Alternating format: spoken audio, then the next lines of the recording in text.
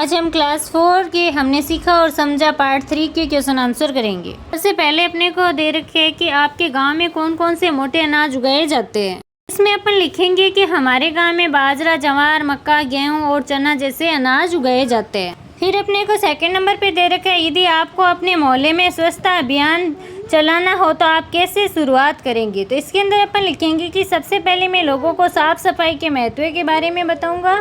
फिर सब मिलकर कचरा साफ करेंगे, जगह जगह कूड़ेदान रखेंगे और बच्चों को भी गंदगी न फैलाने की सलाह देंगे। फिर अपने को 3 नंबर क्वेश्चन दे रखा है, क्या आपने कभी हाथ की अंगुलियों से जानवरों की आकृति बनाकर छाया खेल खेला है। कौन कौन से जानवर बनाए थे। तो अपन इसके अंदर अपनी मर्जी से लिखेंगे कि हाँ मैंने हाथ से खरगोश, कुत्ता, पक्षी की आकृति बनाई थी। आप इसके अंदर कुछ और भी लिख सकते हैं, जैसे ऊँट बनाया था या कुछ और। 4 नंबर है, राजस्थान में रेगिस्तानी क्षेत्र में कौन कौन से पेड़ पौधे और जीव पाए जाते हैं। तो इसमें लिखेंगे कि वहाँ खेजड़ी, बबूल, केर, कुम्मट जैसे पेड़ पौधे और ऊँट, छिपकली, सांप, गधे, लोमड़ी जैसे जीव पाए जाते हैं। फिर 5 नंबर क्वेश्चन है, दादाजी के बचपन और आज के समय के खेलों में क्या अंतर आया है। तो अपन इसमें लिखेंगे कि दादाजी के समय में बच्चे बाहर मैदान में कबड्डी, गिल्ली डंडा, पतंगबाजी जैसे खेल खेलते थे। आजकल क्या है, बच्चे मोबाइल, वीडियो गेम और इंडोर गेम ज़्यादा खेलते हैं। फिर 6 नंबर क्वेश्चन अपने को दे रखा है कि पत्र लिखने और मोबाइल फ़ोन के माध्यम से बातचीत करने में क्या भिन्नता है। तो अपन लिखेंगे कि पत्र लिखने के समय लगता है और उत्तर देने में भी समय लगता है, और मोबाइल फ़ोन से क्या होता है, तुरंत बात हो जाती है। फिर 7 नंबर क्वेश्चन है, क्या तुम्हारे परिवार में कोई परंपरा है जो वर्षों से चली आ रही है। तो अपन इसमें लिखेंगे कि हाँ हमारे परिवार में हर त्यौहार पर सब लोग इकट्ठा होकर पूजा करते हैं और दादी जी सबको अपने हाथ से खाना खिलाती है।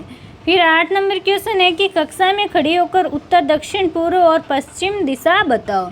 तो इसके अंदर ना बच्चा खुद है ना अपने क्लास के अंदर खड़ा होएगा, वो कौन सी साइड उत्तर है, कौन सी साइड दक्षिण है, कौन सी साइड पूर्व और कौन सी साइड पश्चिम है, ये दिशा वो बताएगा। फिर अपने को दे रखा है, यदि आपके स्कूल जाने वाला रास्ता बारिश के कारण बंद हो जाए तो आप क्या नया रास्ता कैसे खोजोगे। तो इसमें अपन लिखेंगे कि मैं अपने पिताजी या बड़ों से पूछकर सुरक्षित रास्ता चुनूंगा या आसपास के गांव के लोगों से जानकारी लेकर नया रास्ता पकड़ूंगा। फिर 10 नंबर क्वेश्चन आपको दे रखा है, राजस्थान के मानचित्र में राजस्थान की राजधानी को आपको दर्शाना है। तो आपको राजस्थान का मैप लेना है और इसके अंदर राजधानी जयपुर है, उसको आपको दर्शाना है। फिर अपने गांव या मोहल्ले की कोई विशेष स्थान बताइए और वहां जाने का रास्ता समझाइए। तो आप जहाँ पे रहते हो वहाँ से आपको ना एक रास्ता बताना है, जो अपने गांव या मोहल्ला जो भी है आपका, उसका आपको एक विशेष स्थान जो भी हो, जैसे मंदिर हो, तालाब हो, स्कूल या डाकघर जो भी हो, उसका रास्ता बताना है। तो अपन इस तरीके से पेंटिंग से अपन इसका रास्ता बता सकते हैं। फिर अपने को आगे दे रखी है कि सही उत्तर का आपको ना चयन करना है। तो फर्स्ट क्वेश्चन अपने को दे रखा है कि प्लास्टिक के कारण कौन सी समस्या उत्पन्न हो सकती है। तो इसके अंदर है ना सेकंड नंबर ऑप्शन आएगा कि जल प्रवाह और बीमारियां बढ़ती है। फिर 2 नंबर क्वेश्चन दे रखा है कि मन्नू और मान्या ने पेड़ों के आकार में क्या भिन्नता देखी। तो इसमें क्या है, कुछ बड़े और कुछ छोटे हैं। 3 नंबर प्रश्न दे रखा है कि किस जीव की छायावरण करने की क्षमता क्या होती है, अधिक होती है। तो इस किसकी होती है, गिरगिट की होती है। 4 नंबर क्वेश्चन है, पोखरण का ऐतिहासिक महत्व किससे जुड़ा हुआ है। तो ये क्या है, किससे जुड़ा है, परमाणु परीक्षण से जुड़ा हुआ है। फिर 5 नंबर क्वेश्चन अपने को दिया हुआ है कि परिवर्तन का कौन सा उदाहरण सही है। तो इसमें फर्स्ट ऑप्शन आएगा कि पहले लोग मिट्टी के चूल्हे पर खाना बनाते थे और अब क्या है, गैस स्टोव का उपयोग करते हैं। 6 नंबर क्वेश्चन है, नक्शे में हमेशा ऊपर कौन सी दिशा होती है। तो ऊपर कौन सी दिशा होती है, उत्तर दिशा होती है। 7 नंबर क्वेश्चन अपने दे रखा है कि आशा और निशा ने स्कूल जाने का रास्ता क्यों बदला। क्योंकि बारिश के कारण क्या हो गया था, रास्ता कीचड़ से भर गया था। फिर रिक्त स्थानों की अपने को पूर्ति करनी है। फर्स्ट दे रखे है आपको कि बाजरे का आटा क्या होता है, हल्का या भारी है। तो इसमें अपन लिखेंगे कि भारी और पोषक होता है। सेकंड है, गांव के प्रत्येक मोहल्ले में इसमें आएगा पानी की टंकियाँ बनी थी। 3 नंबर है, बीज अंकुरित होने के लिए पानी और मिट्टी की आवश्यकता होती है। मनोज का परिवार कजरी से मिलने वाले अनाज को बेचकर कुछ पैसे कमाता है। फिर नेक्स्ट पार्ट में अपने को मिलान करने वाले क्वेश्चन दे रखे हैं, जिसमें इधर कॉलम ए और बी दे रखे हैं, जिसको अपने को मिलान करने हैं। तो इसमें फर्स्ट है, कांच के टुकड़े को अपन मिलान करेंगे, अलग कूड़ेदान में रखे। इलेक्ट्रॉनिक कचरा ई वेस्ट के अंदर पर दे। रात में छाया चंद्रमा की रोशनी से बन जा सकती है। छाया बनना प्रकाश की किसी वस्तु से टकराने से मिलान करेंगे। गिलहरी है छलावरण में क्या होती है, सक्षम होती है। रामदेवरा को जैसलमेर जिले में स्थित है। मिट्टी के घर कंक्रीट और ईंट के घर से मिलान करेंगे। यातायात साधन को बस और ट्रेन से करेंगे। चिट्ठी को मोबाइल फ़ोन से करेंगे और गिल्ली डंडा को वीडियो गेम से अपन मिलान करेंगे। अगले पेज पे अपने को दे रखा है रिक्त स्थान की आपको पूर्ति करनी है। तो फर्स्ट क्वेश्चन है, जब हम कचरा इधर उधर फेंकते हैं तो गंदगी फैलती है और हवा से इसे गलियों में ले जाती है। सेकंड है, हमें कचरा फिर खालिस्तान में आपको कूड़ेदान में ही डालना चाहिए, लिखना है। फिर है रामदेवरा का प्रसिद्ध मेला प्रत्येक वर्ष तो खालिस्तान में आपको पढ़ना है, भाद्रपद महीने में आयोजित किया जाता है। 4 नंबर क्वेश्चन दे रखा है कि जब सूर्य, तो अपन इसमें खालिस्तान में लिखेंगे सिर पर होता है तब छाया सबसे छोटी होती है। 5 नंबर क्वेश्चन में ऊंट को रेगिस्तान का, तो खालिस्तान में आएगा यहाँ पे जहाज कहा जाता है। फिर 6 नंबर क्वेश्चन है, राजस्थान में खरीफ की फसलें, तो इसके अंदर खालिस्तान में आएगा ज्वार बाजरा मक्का उगाई जाती है। फिर 7 नंबर क्वेश्चन है, राजस्थान में पहले मिट्टी के घर बनाए जाते थे और अब क्या है, ईंट और कंक्रीट के घर बनाए जाते हैं। फिर है, नक्शे में हमेशा क्या होता है, उत्तर दिशा ऊपर की ओर होती है। जल और ऊर्जा संरक्षण में संसाधनों की रक्षा होती है, तो यहाँ पे खालिस्तान में क्या आ गया, संसाधनों। 10 नंबर क्वेश्चन है, इंसान द्वारा बनाई गई संरचनाओं में भी परिवर्तन होते हैं, तो यहाँ पे खालिस्तान में क्या आएगा, परिवर्तन। तो ये थे अपने रिक्त स्थान वाले क्वेश्चन और फिर आगे है सही और गलत वाले क्वेश्चन। इसमें अपने को फर्स्ट क्वेश्चन दे रखा है कि प्लास्टिक खाने से जानवरों को कोई नुकसान नहीं होता, तो जानवरों को क्या होता है, नुकसान होता है, तो इसमें गलत का निशान आएगा। फिर है, बारिश के पानी में कचरा बहाकर सफाई करनी चाहिए, तो इसमें भी गलत होगा। चंद्रमा की छाया के कारण सूर्य ग्रहण होता है, तो इसमें राइट का निशान आएगा। रेगिस्तान के पास छाया नहीं बनती, तो इसमें भी गलत का निशान आएगा। फिर 5 नंबर क्वेश्चन अपने को दे रखा है कि बबूल और खिजड़ी राजस्थान के रेगिस्तान में पाए जाते हैं, तो इसमें राइट का निशान लगाएंगे। फिर है, जातक वाहन केवल रामदेवरा जाते हैं, पैदल यात्रा नहीं करते, तो इसमें क्वेश्चन क्या है कि जातक है ना जो केवल वाहन से रामदेवरा जाते हैं, पैदल नहीं जाते, तो इसमें गलत का निशान आएगा क्योंकि वो पैदल से भी जाते हैं। फिर है, पहले लोग वीडियो गेम खेलते थे और अब पतंगबाजी खेलते हैं, तो इसमें भी गलत का निशान आएगा क्योंकि पहले के लोग क्या करते थे, पतंगबाजी करते थे और आजकल के लोग क्या है, वीडियो गेम खेलते हैं। फिर है, परिवर्तन और निरंतरता का अर्थ ये है कि कुछ चीज़ें बदलती है और कुछ जैसी थी वैसी ही रहती है, तो इसमें राइट का निशान आएगा। फिर है, आशा ने पढ़ना अपने दोस्तों से सीखा, तो इसमें भी गलत का निशान आएगा। आगे के पेज पे अपने को दे रखा है कि पंचायत गांव के विकास के लिए योजनाएं बनाती है, तो इसमें सही का निशान आएगा। प्लास्टिक की बोतलों को नदी में फेंकना पर्यावरण के लिए हानिकारक है, तो इसमें राइट का निशान आएगा। फिर है, पोखरण राजस्थान के उदयपुर जिले में स्थित है, तो ये गलत का निशान आएगा क्योंकि पोखरण कहाँ है, जैसलमेर जिले में है। फिर अपने को आगे 2 से 3 पंक्तियों में आंसर देना है, तो 2 से 3 पंक्तियाँ मतलब 20 या 30 शब्द में आंसर देना है। फर्स्ट क्वेश्चन है, मोटे अनाज खाने से हमारे शरीर को क्या क्या लाभ होता है, तो अपन इसके अंदर लिखेंगे कि मोटे अनाज जैसे कि बाजरा ज्वार मक्का शरीर को क्या करता है, ऊर्जा देते हैं, पाचन ठीक रहता है और इनमें प्रोटीन विटामिन तथा फाइबर की मात्रा क्या होती है, अधिक होती है। सेकंड क्वेश्चन है, निशा और उसके परिवार के गांव में कौन कौन सी आधुनिक सुविधाएं देखी, तो वहाँ पे उन्होंने क्या क्या देखा कि गांव में पानी की टंकी, बिजली, पक्की सड़कें, मोबाइल फ़ोन, टीवी और पंखे जैसे आधुनिक सुविधाएं उनको मिली। फिर अपने को दे रखा है कि बीज अंकुरण की प्रक्रिया में कौन कौन से प्रमुख चरण होते हैं, तो बीज को मिट्टी पानी और धूप मिलने पर वह अंकुरित होता है, उसमें जड़ निकलती है, फिर तना और पत्तियाँ विकसित होती है। फिर आगे दे रखा है, ऊँट रेगिस्तान में आसानी से चल पाते हैं, इसका क्या कारण है, तो इसमें अपन लिखेंगे कि ऊँट के चौड़े और गद्देदार पैर होते हैं जिससे वे रेत में धंसते नहीं है, इसके अलावा वे लंबे समय तक पानी के बिना रह सकते हैं।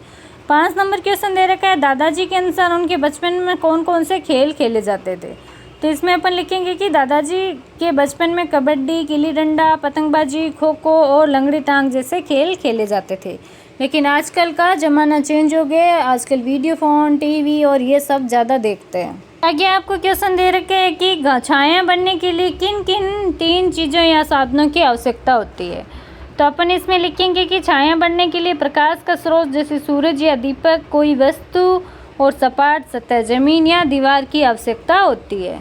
7 नंबर क्वेश्चन है, कचरा इधर उधर फेंकने से कौन कौन सी समस्याएं हो सकती है, तो कचरा इधर उधर फेंकने से गंदगी फैलती है, बदबू आती है और मच्छर मक्खियाँ पैदा होती है, जिससे क्या होती है, बीमारियाँ फैलती है। फिर 8 नंबर क्वेश्चन दे रखा है कि गांव में व्यवसाय किस प्रकार पेड़ पौधों और जीव जंतुओं पर डिपेंड होते हैं। तो गांव में लोग खेती, पशुपालन और बागवानी करते हैं। सब पेड़ पौधे और जानवरों पर क्या होते हैं, लोग डिपेंड रहते हैं। फिर आगे का क्वेश्चन अपने को दे रखा है कि गंदगी से कौन कौन सी बीमारियां हो सकती है। तो अपन लिखेंगे कि गंदगी से मलेरिया, डेंगू, डायरिया, टाइफाइड और हैजा जैसी बीमारियां हो सकती है। 10 नंबर क्वेश्चन दे रखा है कि सूर्य ग्रहण और चंद्र ग्रहण में क्या अंतर है। तो अपन इसमें लिखेंगे कि सूर्य ग्रहण तब होता है जब चंद्रमा क्या होता है, सूर्य और पृथ्वी के बीच में आ जाता है, और चंद्र ग्रहण तब होता है जब पृथ्वी सूर्य और चंद्रमा के बीच में आ जाती है। तो ये था सूर्य ग्रहण और चंद्र ग्रहण में अंतर। फिर 11 नंबर क्वेश्चन अपने को दे रखा है कि खरीफ और रबी की फसलों में क्या अंतर है। तो खरीफ की फसल बरसात के मौसम में बोई जाती है, जैसे कि बाजरा, ज्वार और धान, और रबी की फसल क्या है, सर्दी में बोई जाती है, जैसे गेहूं, चना और सरसों। फिर 12 नंबर क्वेश्चन दे रखा है परिवर्तन और निरंतरता का अर्थ क्या है। तो अपन इसमें लिखेंगे कि परिवर्तन का अर्थ चीज़ों में बदलाव आना, और निरंतरता का अर्थ क्या होता है, कुछ चीज़ों का हमेशा वैसा का वैसा ही बना रहना। फिर 13 नंबर क्वेश्चन है दादाजी के समय और आज के खेलों में क्या मुख्य अंतर है। तो दादाजी के समय बच्चे बाहर खुले मैदान में खेलते थे, आजकल बच्चे मोबाइल, टीवी और वीडियो गेम जैसे इंडोर खेल खेलते हैं। फिर 14 नंबर क्वेश्चन है राजस्थान में किस प्रकार के पारंपरिक वस्त्र आज भी पहने जाते हैं। तो राजस्थान में आज भी घाघरा चोली, ओढ़नी, पगड़ी, धोती कुर्ता और अंगरखा जैसे पारंपरिक वस्त्र पहने जाते हैं। फिर नेक्स्ट क्वेश्चन दे रखा है कि नक्शा पढ़ने के क्या क्या लाभ है। तो नक्शा पढ़ने से हमें दिशाओं की जानकारी मिलती है, किसी स्थान तक पहुंचने का रास्ता समझ आता है और भूगोल की जानकारी होती है। 16 नंबर क्वेश्चन है कि क्या आप अपने घर में या स्कूल में ऊर्जा की बचत के लिए कौन कौन से उपाय करेंगे। तो अपन इसमें लिखेंगे कि बिजली के बचत के लिए पंखा, बल्ब और टीवी उपयोग न होने पर बंद करेंगे, पानी का अपव्यय नहीं करेंगे और सौर ऊर्जा का प्रयोग करेंगे। पेज के लास्ट में आपको गतिविधि कार्य दे रखा है, तो जिसमें दे रखा है सूर्य ग्रहण को दर्शाने वाला चित्र आप सूरज, चंद्रमा और पृथ्वी का गोला बनाकर आसानी से बना सकते हैं। तो यहाँ पे आपको है ना सूर्य ग्रहण का डायग्राम बनाना है, आप इस तरीके से बना सकते हैं। फिर आगे के पेज पे अपने को दे रखे है कि पुराने और नए संचार साधनों का चित्र बनाना है आपको। तो जो भी पुराने संचार साधन थे और आज के ज़माने में संचार साधन है, उनके आपको चित्र बनाना है। पहले के ज़माने में क्या थे, ज़्यादातर यूज़ में लेते थे पत्थर, चिट्ठी और ये सब, और पुराने टेलीफोन और ये बाद में थोड़े थोड़े आए थे। और आज के ज़माने में क्या है, computer, laptop, mobile phone, TV, ये सब आ गए।